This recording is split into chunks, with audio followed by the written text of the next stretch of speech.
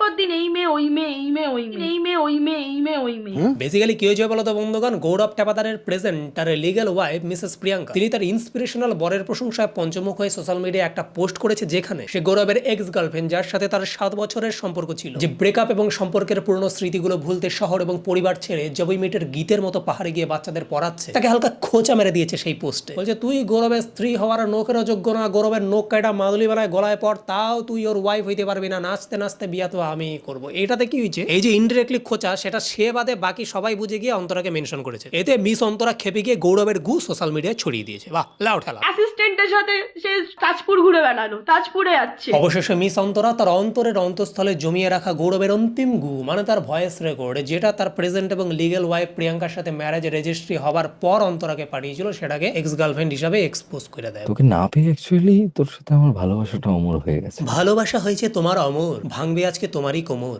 এক হাতে শিলনোড়া আর এক হাতে মুড়া ঝাঁটা নিয়ে তোমাকে বেডরুমে প্রেত কথা শোনাবে।